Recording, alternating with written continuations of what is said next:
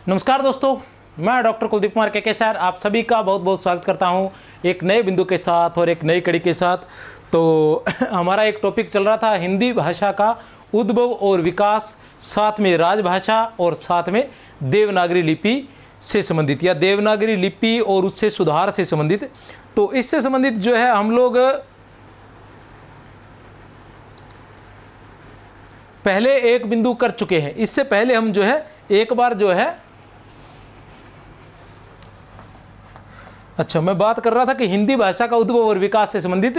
तो इससे संबंधित प्रश्नोत्तर जो है लगभग 1 घंटा और 30 मिनट की जो क्लास है वो पहले हो चुकी है। उसमें 30 प्रश्न करवाए गए थे हिंदी भाषा और उद्भव और विकास के बारे में, देवनागरी लिपि के बारे में और राजभाषा के बारे में प्रश्नोत्तर उसमें करवाए गए हैं। सभी प्रश्न जो है व्याख्या सहित है, उसके बारे में सारांश भी बताया गया है इस सभी के बारे में।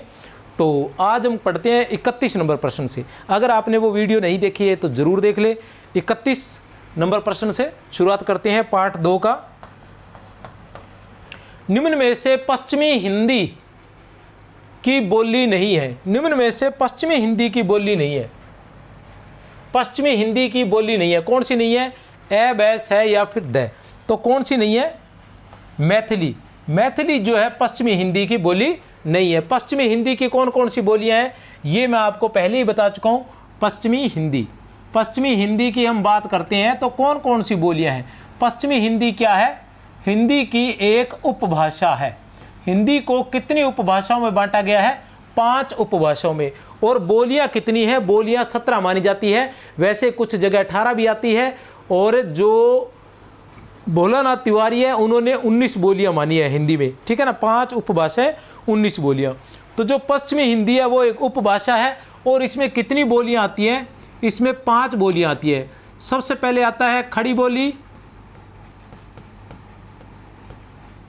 2 नंबर पर आता है खड़ी बोली बै से बोली, बै से ब्रज और बै से बांगरू और बै से बुंदेली। खड़ी बोली, ब्रज, बांगरू, बुंदेली और बुंदेली किसे? कन्नौजी। खड़ी बोली, ब्रज, बांगरू, बुंदेली और कन्नौजी। खड़ी बोली, ब्रज, बांगरू, बुंदेली और कन्नौजी। मैथिली जो है ये बिहारी की है। बिहारी में कितनी बोलियां आती है? 3 आती है। मैथिली, मगही, भोजपुरी। मैथिली, मगही, भोजपुरी। निम्न में से बिहारी की बोली है। निम्न में से बिहारी की बोली है। निम्न में से बिहारी की बोली है। तो बिहारी की कौन सी बोली है? मैथिली है। कौन सी है? मैथिली। बिहारी में कौन कौन सी आती है? मैथिली, मगही, भोजपुरी। मैथिली, मगही, भोजपुरी। मालवी किसकी है? मालवी तो राजस्थानी की है।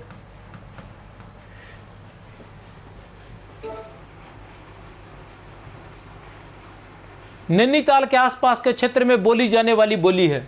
नैनीताल के आसपास में क्षेत्र में बोली जाने वाली। अब नैनीताल पहाड़ी क्षेत्र है।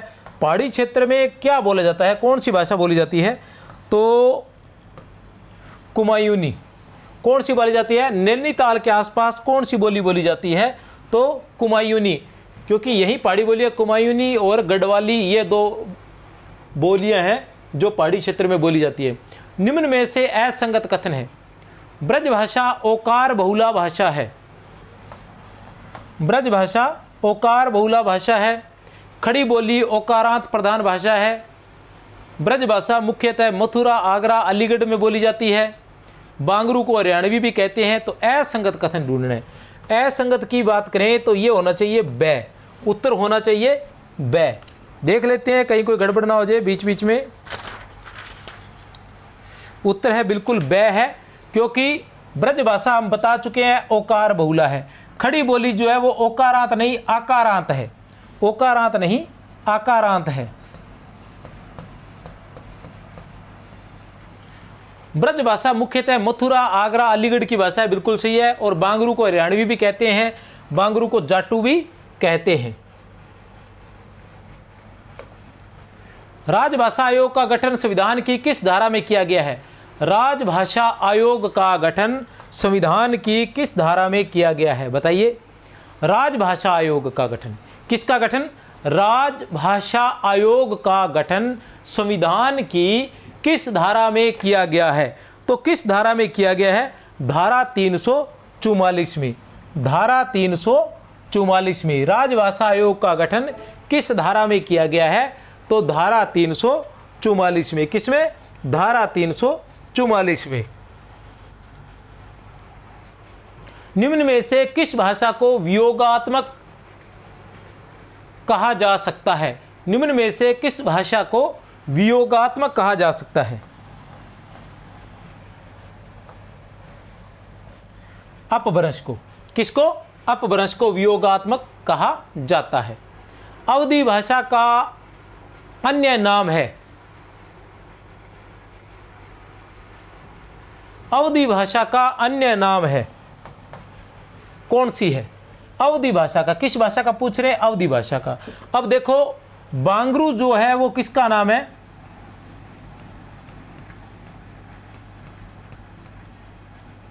हरियाणवी का। कौरवी जो किसका नाम है?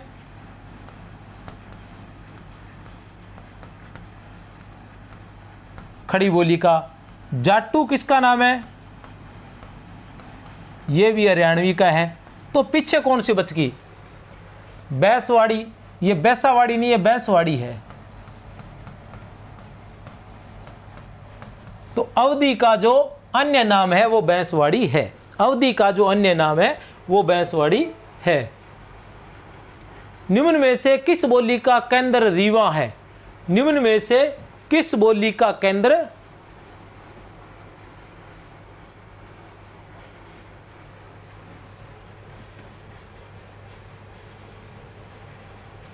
अच्छा, ये क्या हुआ?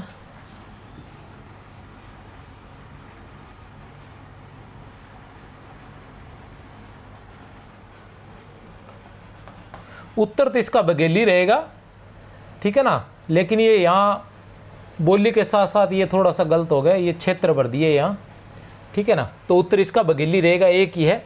निम्न में से किस बोली का केंद्र जो रीवा है? तो बघेली। बघेली का केंद्र जो है वो रीवा है, याद रख लेना, बहुत ही महत्वपूर्ण है। रीवा पूछा जाता है इसलिए मैंने पूछा है। जब साहित्यिक भाषा अपभ्रंश थी उस समय बोलचाल की भाषा थी। जब साहित्यिक भाषा अपभ्रंश थी, जब साहित्यिक भाषा क्या है? अपभ्रंश थी, उस समय बोलचाल की भाषा थी। क्या थी बोलचाल की भाषा? जब साहित्यिक भाषा अपभ्रंश थी उस समय बोलचाल की भाषा क्या थी? क्या थी बोलचाल की भाषा? कौन सी थी? बताइए। देश भाषा थी, अवध थी, प्राकृत थी या मैथिली थी? देश भाषा। बोलचाल की भाषा कौन सी थी? देश भाषा थी। खड़ी बोली का केंद्र है। खड़ी बोली का केंद्र है, कौन सा है?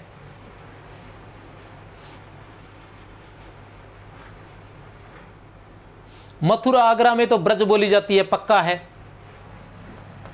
यहां तो ब्रज बोली जाती है। और रोहतक और करनाल में हरियाणवी बोली जाती होगी, ये भी पक्का है भाई। हरदोई और पीलीभीत, मेरठ और बिजनौर। खड़ी बोली का जो क्षेत्र है वो है मेरठ और बिजनौर, ये मुझे पता है। हरदोई पीलीभीत का यहाँ जहाँ तक है अवधी बोली जाती है, हरदोई पीलीभीत में। खड़ी बोली का मेरठ और बिजनौर है। हरदोई पीलीभीत में जहाँ तक है खड़ी बोली वो अवधी होगी, लेकिन ये पक्का मत मानना। ये जो मेरठ बिजनौर है ये 100% है कि मेरठ बिजनौर खड़ी बोली का क्षेत्र है।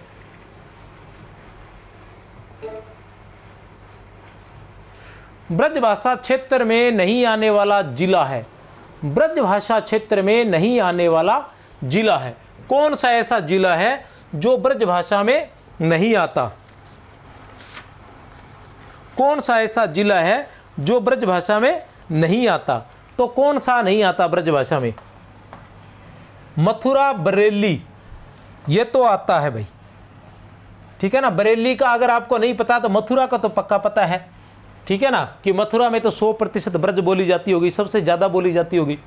आगरा का पता है आपको, आगरा भरतपुर अपने आप में यूपी ही है ये, तो यहाँ भी पक्का आपको पता है कि आगरा के अंदर ब्रजभाषा बोली जाती है। अलीगढ़ एटा,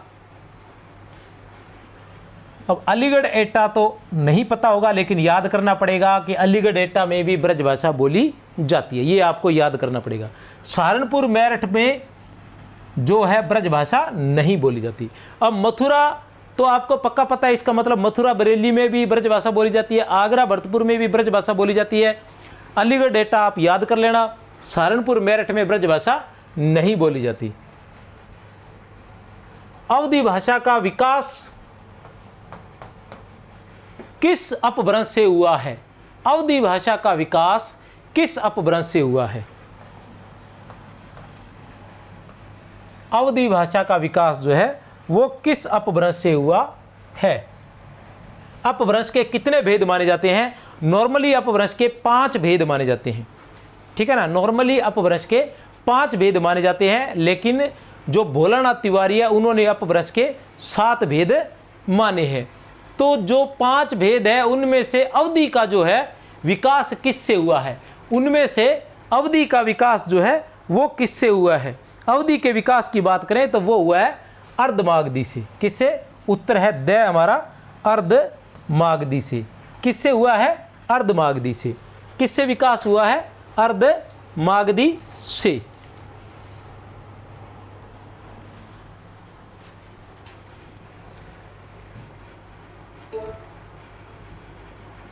पीडीएफ प्राप्त करने के लिए आप इस नंबर पर व्हाट्सएप कर सकते हैं और मैसेज भी लिख सकते हैं, ठीक है ना। देवनागरी लिपि का सर्वप्रथम उल्लेख किस शिलालेख में मिलता है? देवनागरी लिपि का सर्वप्रथम उल्लेख जो है किस शिलालेख में मिलता है? देवनागरी लिपि का सर्वप्रथम उल्लेख किस शिलालेख में मिलता है? तो जयभट्ट के शिलालेख में। किस में मिलता है? जयभट्ट के शिलालेख में मिलता है। अपभ्रंश शब्द का प्रयोग सर्वप्रथम किस ग्रंथ में मिलता है? अपभ्रंश शब्द का प्रयोग, किस शब्द का प्रयोग? अपभ्रंश शब्द का प्रयोग सर्वप्रथम हमें किस ग्रंथ में मिलता है? बताइए किस ग्रंथ में मिलता है? अपभ्रंश शब्द का प्रयोग हमें सर्वप्रथम किस ग्रंथ में मिलता है? तो अपभ्रंश शब्द की बात करें तो हम महाभाष्य में। किस में मिलता है? महाभाष्य में सर्वप्रथम हमें मिलता है। फिर आप बताएंगे भारतीय संविधान के अनुसार राजभाषा है। भारतीय संविधान के अनुसार राजभाषा है, आसान है, कुछ बच्चों के लिए ठीक रहेगा, हिंदी। कौन सी है? हिंदी है। राजभाषा आयोग का गठन कब हुआ था? राजभाषा आयोग का गठन जो है वो कब हुआ था? राजभाषा आयोग का गठन कब हुआ था? तो कब हुआ था? 1955 ईस्वी में। राजभाषा आयोग का गठन कब हुआ था? 1955 ईस्वी में। राजभाषा आयोग का गठन कब हुआ था? 1955 ईस्वी में। अपभ्रंश भाषा के भेद हैं। अपभ्रंश भाषा के भेद हैं। उपनागर, आभीर, ग्राम्य कौन से हैं बताओ? उपयुक्त सभी। अपभ्रंश भाषा के भेद हैं, ध्यान लगा लेना, महत्वपूर्ण है। उपनागर, आभीर और ग्राम्य। उपनागर, आभीर और ग्राम्य। देवनागरी लिपि की विशेषता है। देवनागरी लिपि की विशेषता है यह लिपि वर्णात्मक है, बिल्कुल सही है। यह एक वैज्ञानिक लिपि है, बिल्कुल सही है। इसमें वर्णों के उच्चारण निश्चित है, बिल्कुल सही है। उपयुक्त सभी, बिल्कुल सही है। उत्तर है द उपयुक्त सभी। उत्तर क्या रहेगा? उपयुक्त सभी।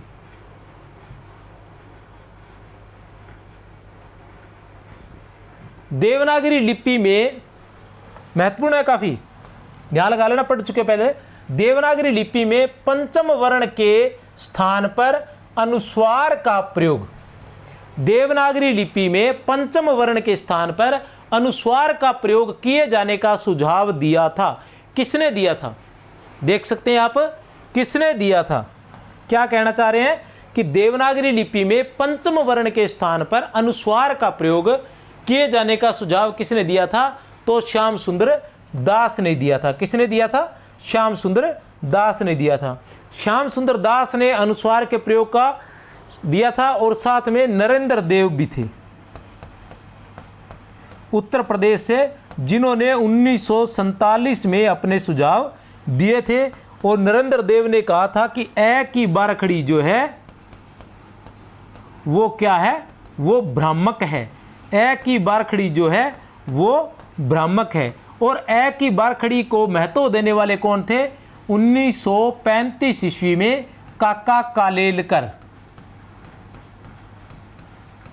ठीक है, 1941 में हिंदी साहित्य सम्मेलन।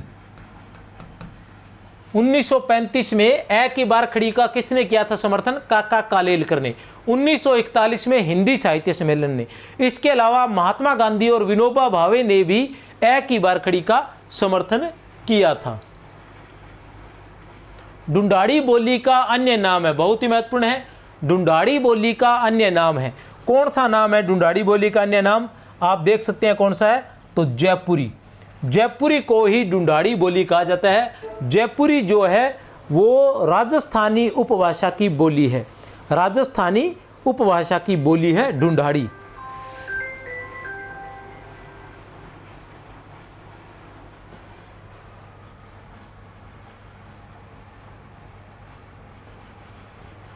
दक्षिण भारत हिंदी प्रचार सभा की स्थापना की।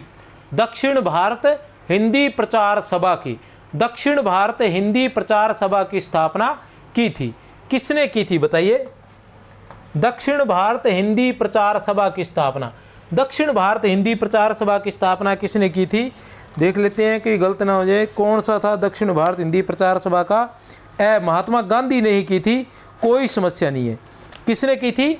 महात्मा गांधी ने। इसके बारे में और विस्तार से पढ़ लेते हैं।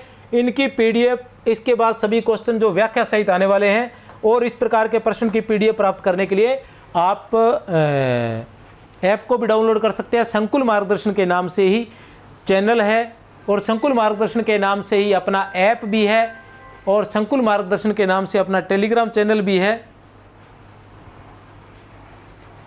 स्थापना कब हुई थी? दक्षिण भारत प्रचार जो है उसकी 1918 ईस्वी में मद्रास में। और क्षेत्र इसके कौन थे? तमिलनाडु, आंध्र प्रदेश, कर्नाटक और केरल, ये क्षेत्र थे। इन क्षेत्रों में हिंदी के विकास के लिए, ठीक है ना, इन क्षेत्रों में हिंदी के विकास के लिए इसकी स्थापना हुई थी। तमिलनाडु, आंध्र प्रदेश, कर्नाटक और केरल।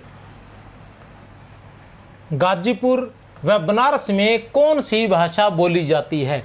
छोटा नागपुर, गाजीपुर व बनारस में कौन सी भाषा बोली जाती है? बताइए कौन सी भाषा बोली जाती है? छोटा नागपुर, गाजीपुर व बनारस में, छोटा नागपुर, गाजीपुर व बनारस में कौन सी भाषा बोली जाती है? बताइए कौन सी भाषा बोली जाती है? तो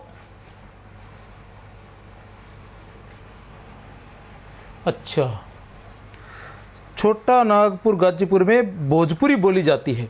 कौन सी बोली जाती है? भोजपुरी। भोजपुरी के क्षेत्र कौन से हैं? भोजपुरी के क्षेत्र जो है वो कैसे याद किए जा सकते हैं कि ये है भोजपुरी के क्षेत्र? बलिया, बनारस, बस्ती, गाजीपुर, गोरखपुर, छोटा नागपुर, आजमगढ़, जौनपुर। ठीक है ना, आसानी से याद कर सकते हैं इनको। केवल ये जो क्षेत्र है, ये क्षेत्र वही है जो आप अक्सर पढ़ते हैं, लेकिन मैंने इनको क्या किया, थोड़ा क्रम से लिख दिया है, तो आपको याद करने में थोड़ी आसानी होगी। चाहे तो आप स्क्रीनशॉट ले लें, और चाहे तो इसी तरीके से जो आपके पास लिखे हुए हैं उसको इस क्रम से लिख लें। क्या है? भोजपुरी जो है वो कहाँ कहाँ बोली जाती है? भोजपुरी जो है वो कहाँ कहाँ बोली जाती है? तो सबसे पहले बलिया, बनारस, बस्ती, बलिया, बनारस, बस्ती, ठीक है ना, बलिया, बनारस, बस्ती, गाजीपुर, गोरखपुर, छोटा नागपुर, गाजीपुर, गोरखपुर, छोटा नागपुर, आजमगढ़ और आजमगढ़, आजम जैसे जौनपुर। ठीक है ना, बलिया, बनारस, बस्ती। भोजपुरी कहाँ कहाँ बोली जाती है? तो आप याद कर सकते हैं कि बलिया, बनारस, बस्ती, बलिया, बनारस, बस्ती। ठीक है ना, गाजीपुर, गोरखपुर, छोटा नागपुर, गाजीपुर, गोरखपुर, छोटा नागपुर, आजमगढ़ और जौनपुर। इस तरीके से आगे चलते हैं। अवधी भाषा का क्षेत्र नहीं है, अवधी भाषा का क्षेत्र नहीं है, अवधी भाषा का क्षेत्र नहीं है। कहने से तात्पर्य ये है कि एक को छोड़कर बाकी सभी अवधी भाषा के क्षेत्र है। एक को छोड़कर बाकी सभी जो है वो अवधी भाषा के क्षेत्र हैं। तो कौन कौन से हैं अवधी भाषा के क्षेत्र? तो बात करें रायबरेली, जौनपुर और आजमगढ़। उत्तर है रायबरेली, जौनपुर और आजमगढ़ को छोड़कर बाकी सभी अवधी भाषा के क्षेत्र हैं। अवधी भाषा के कौन कौन से क्षेत्र हैं तो उनको भी एक ट्रिक के माध्यम से याद किया जा सकता है। वो ट्रिक कैसे है, आप उनको इस तरीके से लिख लीजिए। जौनपुर में आजमगढ़ में कौन सी बोली जाती है? भोजपुरी बोली जाती है। जौनपुर में आजमगढ़ में भोजपुरी बोली जाती है। अवधी के जो क्षेत्र हैं उनको इस तरीके से याद किया जा सकता है। ये इसने क्या थोड़ा सा टाइप गलत कर दिया है, मैं तो आपको वैसे बता देता हूँ, आप चाहे तो लिख लें और चाहे तो याद कर लेना कि लखनऊ, लखीमपुर, कानपुर, सुल्तानपुर। लखनऊ, लखीमपुर, कानपुर, सुल्तानपुर, याद रख लेना।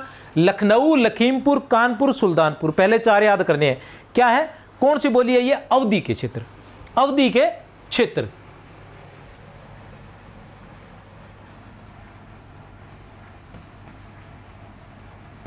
अवधी भाषा के क्षेत्र। अवधी भाषा के क्षेत्र की बात करें तो कौन से है? लखनऊ, लखीमपुर, लखनऊ, लखीमपुर, कानपुर, सुल्तानपुर। फिर आ गया मिर्जापुर, जौनपुर, मिर्जापुर, जौनपुर 2। फिर उसके बाद फिर देखें रायबरेली, बाराबांकी, रायबरेली, बाराबांकी, ई से इलाहाबाद, इलाहाबाद से बहराइच। ठीक है ना, इस तरीके से आप याद कर सकते हो। चाहो तो मैं लिखवा ही देता हूं, कोई बात नहीं, ठीक है ना, आसान हो जाएगा आपके लिए। क्या रहेगा? अवधी के क्षेत्र। इसी तरीके से आप याद करेंगे तो आपके लिए आसान हो जाएगा।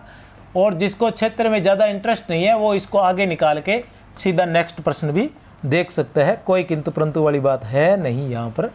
ठीक है, तो 1 नंबर पर है जो अवधी के क्षेत्र है कि लखनऊ, 2 नंबर पर लखनऊ, लखीमपुर। ठीक है ना, लखनऊ, लखीमपुर, लैला वाले लखनऊ, लखीमपुर और पुर से कानपुर,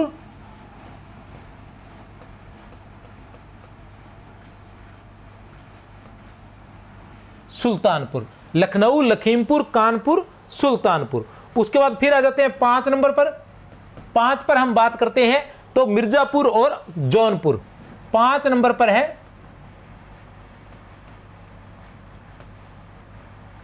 मिर्जापुर और जौनपुर। इस तरीके से याद कर सकते हो। 1 मिनट, एक तरीका और भी बता देता हूं आपको, 1 मिनट। लखनऊ,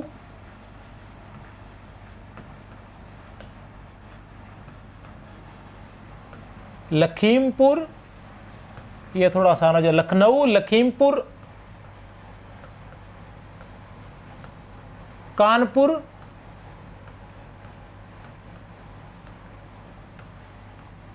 सुल्तानपुर। लखनऊ, लखीमपुर, कानपुर, सुल्तानपुर।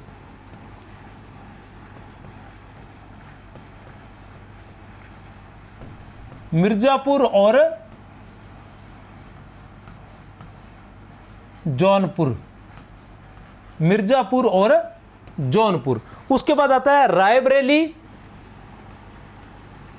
रायबरेली, रायबरेली, बाराबांकी, रायबरेली, बाराबांकी, रायबरेली, बाराबांकी। बांकी की ई से ज्यादा बै का महत्व रहेगा। ई से इलाहाबाद, इलाहाबाद से, इलाहाबाद के बै से, इलाहाबाद के बै से बहराइच, इलाहाबाद के बै से बहराइच। उसके बाद आ जाएंगे फतेहपुर,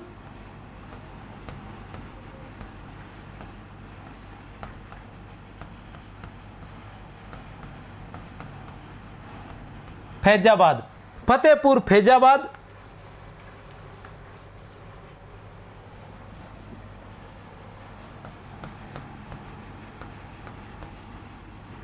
सीतापुर, प्रयाग, प्रतापगढ़। सीतापुर प्रयाग प्रतापगढ़ और गोंडा और उन्नाव।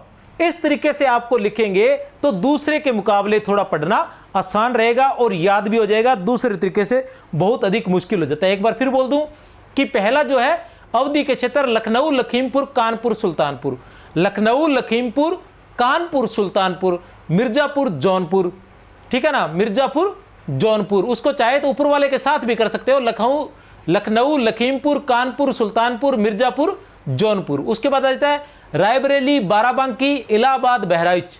रायबरेली, बाराबंकी, बांकी के ई से इलाहाबाद, इलाहाबाद के बै से बहराइच।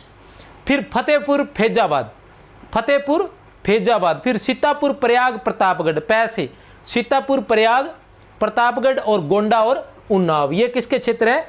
ये अवधि के क्षेत्र हैं। खड़ी बोली किस क्षेत्र में बोली जाती है? खड़ी बोली किस क्षेत्र में बोली जाती है? खड़ी बोली किस क्षेत्र में बोली जाती है? तो कहां बोली जाती है? दिल्ली में। खड़ी बोली कहां बोली जाती है? दिल्ली क्षेत्र में। खड़ी बोली के क्षेत्र, खड़ी बोली के क्षेत्र किस तरीके से याद करेंगे? आसान सा तरीका है कि दिल्ली, बुलंदशहर, रामपुर, मेरठ,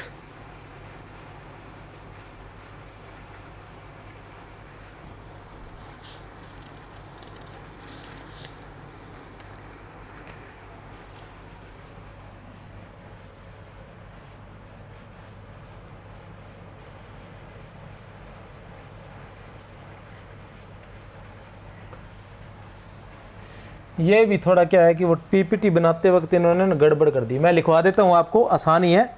देखिए किसके हैं? खड़ी बोली के क्षेत्र। याद रख लें, बहुत ही महत्वपूर्ण है। खड़ी बोली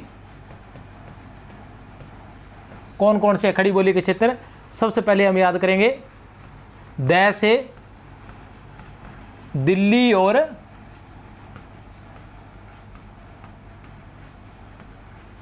देहरादून, दै से दिल्ली और देहरादून।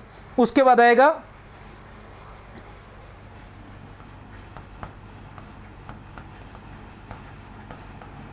बै से बुलंदशहर और बिजनौर, बुलंदशहर और बिजनौर। दिल्ली से दिल्ली, देहरादून, बुलंदशहर, बिजनौर। दिल्ली, देहरादून, बुलंदशहर, बिजनौर। रामपुर, सहारनपुर, रामपुर, सहारनपुर, मेरठ,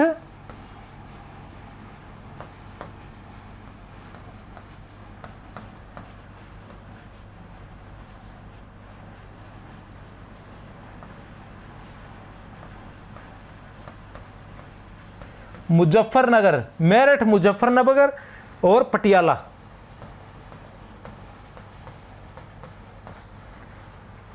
मेरठ, मुजफ्फरनगर, मेरठ,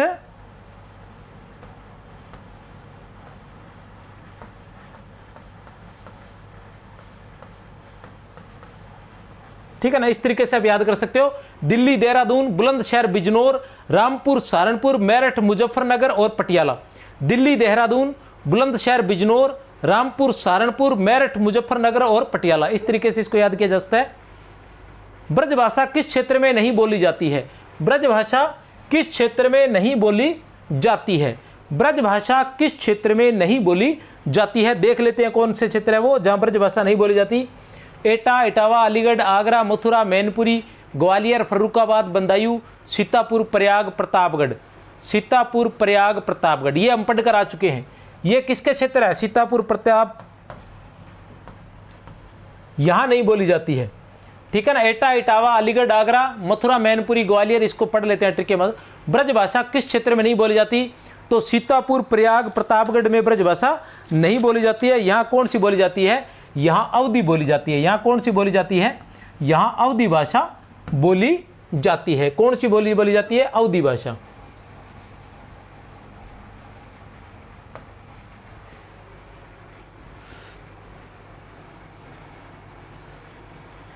अच्छा, इसको इस तरीके से याद कर सकते हैं आप, ठीक है ना।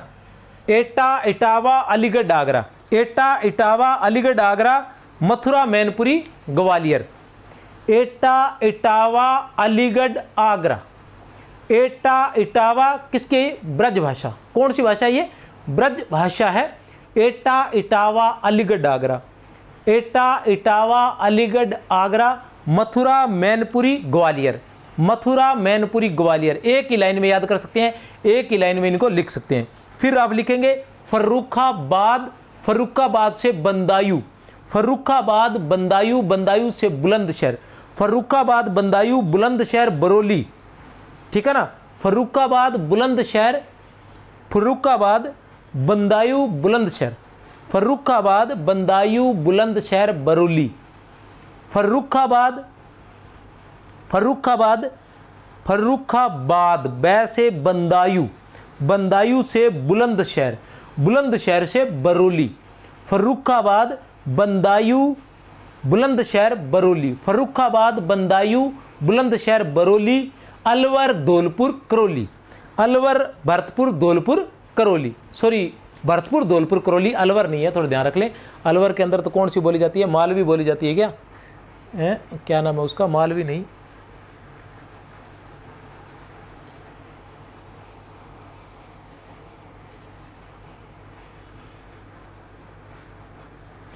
अलवर वाली का नाम याद नहीं है, ठीक है ना। भरतपुर, धौलपुर, करौली में है, ठीक है ना। भरतपुर, धौलपुर और करौली। इस तरीके से आप ब्रज भाषा के क्षेत्र याद कर सकते हैं।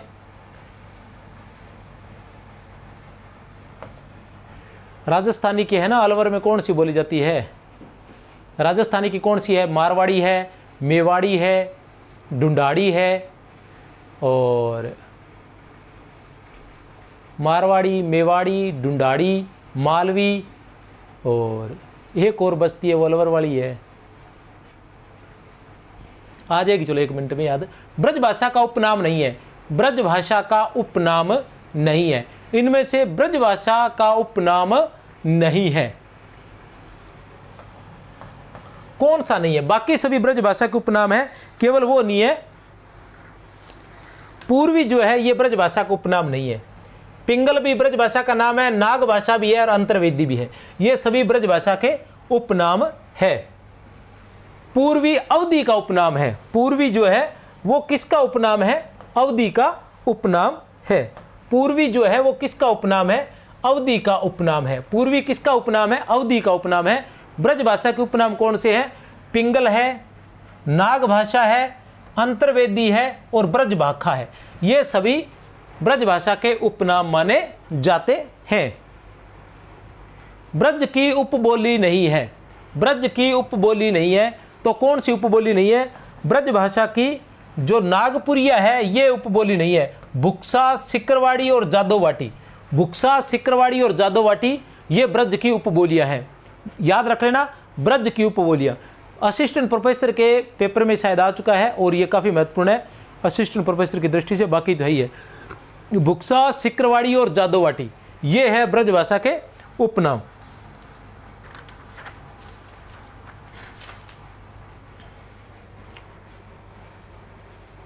और एक और है, डांगी भी है। ब्रज भाषा का उपनाम क्या है? एक डांगी भी है, ठीक है ना। नागपुरिया भोजपुरी की उपबोली है। नागपुरिया जो है भोजपुरी की उपबोली है। और ब्रज भाषा की जो उपबोली है वो बुक्सा है, सिकरवाड़ी है, जादोवाटी है और डांगी है। बुक्सा है, सिकरवाड़ी, जादोवाटी, डांगी किसकी उपबोलियां हैं? ब्रज भाषा की उपबोलियां है, क्योंकि ब्रज भाषा क्या है? बोली है। उपभाषा कौन सी है? पश्चिमी हिंदी। पश्चिमी हिंदी की उपभाषा है ब्रज, सॉरी पश्चिमी हिंदी उपभाषा है, उसकी बोली है ब्रज। और ब्रज की उपबोली है बुक्सा, सिकरवाड़ी और कौन सी थी?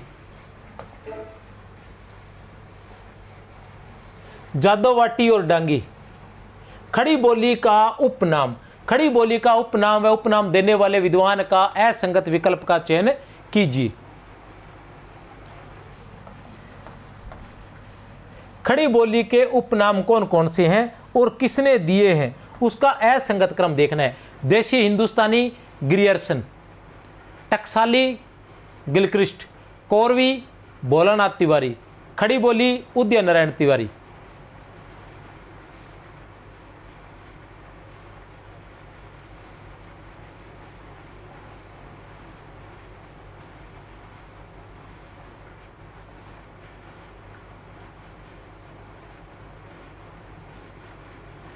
देखिए इसकी भी एक ट्रिक है, वैसे याद करोगे याद नहीं रहेगा, एक ट्रिक बताऊंगा बड़ी आसानी से याद हो जाएगा।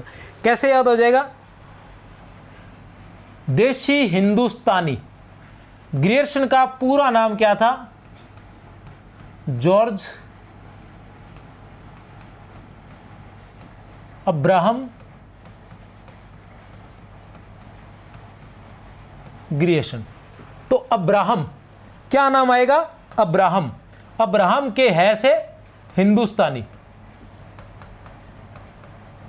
अब्राहम के है से हिंदुस्तानी अर्थात देशी हिंदुस्तानी नाम किसने दिया था? जॉर्ज अब्राहम ग्रियर्सन ने। देशी हिंदुस्तानी नाम किसने दिया था? जॉर्ज अब्राहम ग्रियर्सन ने। अब आता है टकसाली भाषा। टकसाली, ट से टकसाली और गिलक्रिस्ट, गिलक्रिस्ट के ट से टकसाली, गिलक्रिस्ट के ट से टकसाली। याद रहेगा, रट्टा मारने की जरूरत नहीं है। ट्रिक ऐसी है कि वहीं आपको तैयार मिलेगी। कौरवी, कौरवी के ई से भोलानाथ तिवारी, तिवारी कौरवी, भोलानाथ तिवारी के से कौरवी, ठीक है ना। और उसके बाद है खड़ी बोली। खड़ी बोली ये उदय नारायण तिवारी नहीं है, ये गलत है। खड़ी बोली बै से आएगा धीरेन्द्र वर्मा, धीरेन्द्र वर्मा। वर्मा के बै से या बर्मा कह दो, बर्मा के बै से बोली और बोली से खड़ी बोली।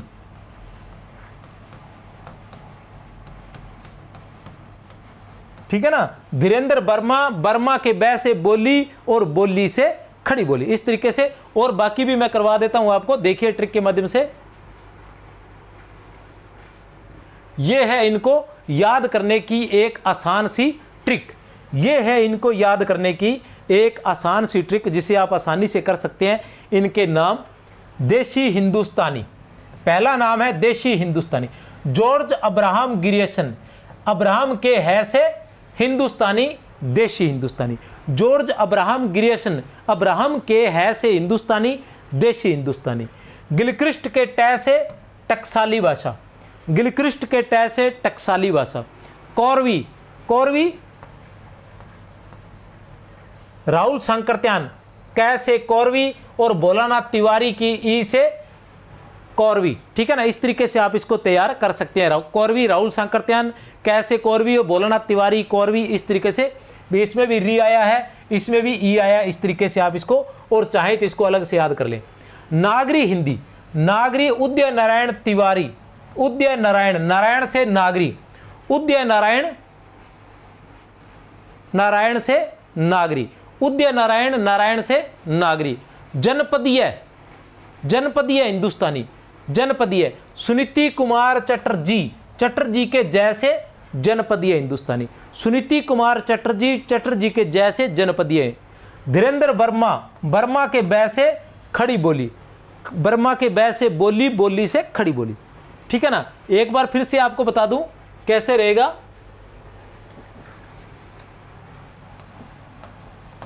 जॉर्ज अब्राहम, अब्राहम के है से हिंदुस्तानी, अब्राहम के है से हिंदुस्तानी अर्थात देशी हिंदुस्तानी।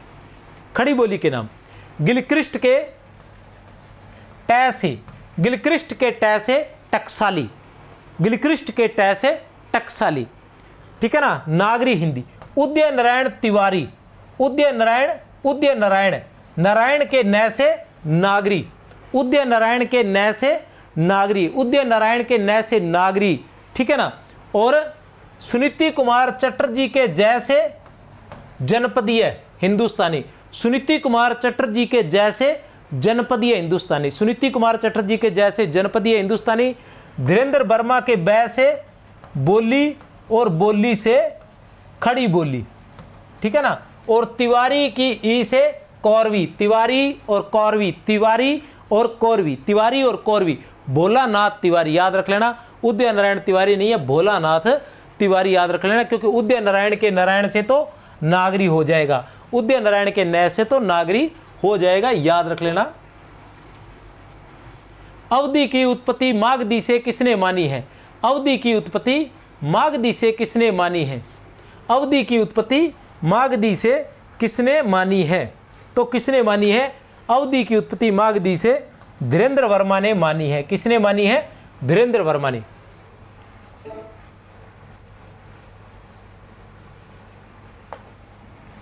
धीरेन्द्र वर्मा अवधि की उत्पत्ति मागधी से धीरेन्द्र वर्मा, हरदेव बारी, भोलानाथ तिवारी, ग्रियर्सन, अर्धमागधी से बाबूराम सक्सेना। देखिए इतने लोग हैं, याद रख लेना कि जो अवधि है, अवधि की उत्पत्ति मागधी से किसने मानी है? धीरेन्द्र वर्मा ने, हरदेव बहारी ने, भोलानाथ तिवारी ने। धीरेन्द्र वर्मा ने, हरदेव बहारी ने और बहारी से भोलानाथ तिवारी ने। देखिए वर्मा, बहारी और भोला, वर्मा, बहारी और भोला, वर्मा, बहारी और भोला। तो धीरेन्द्र वर्मा, हरदेव बहारी और भोलानाथ तिवारी, और उसके बाद आ जाते हैं ग्रियर्सन। उसके बाद आ जाते हैं ग्रियर्सन। इन्होंने क्या माना है? अवधि की उत्पत्ति मागधी से मानी है। लेकिन बाबूराम सक्सेना ने अवधि की उत्पत्ति अर्धमागधी से मानी है। बाबूराम सक्सेना ने अवधि की उत्पत्ति किससे मानी है? अर्धमागधी से मानी है। हरियाणवी का उपनाम नहीं है। बांगरू, लरिया, देसड़ी, चमरबा। हरियाणवी का उपनाम नहीं है। बांगरू, लरिया, देसड़ी, चमरबा। तो मुझे लग रहा है हरियाणवी का उपनाम जो क्या नहीं होना चाहिए? हरियाणवी का उपनाम जो है लरिया नहीं है। हरियाणवी का उपनाम जो है वो लरिया नहीं है। लरिया किसका उपनाम है? लरिया जो है वो किसका? छत्तीसगढ़ी का उपनाम है। छत्तीसगढ़ी का अवधि बघेली छत्तीसगढ़ी है ना, अवधि बघेली छत्तीसगढ़ी। तो छत्तीसगढ़ी का उपनाम लरिया है। हरियाणवी भाषा के उपनाम कौन कौन से हैं? बांगरू है, जाटू है, देसड़ी है, देसवाड़ी है, चमरबा है। ये सभी इसके उपनाम हैं। बांगरू, जाटू, देसड़ी, देसवाड़ी, चमरबा।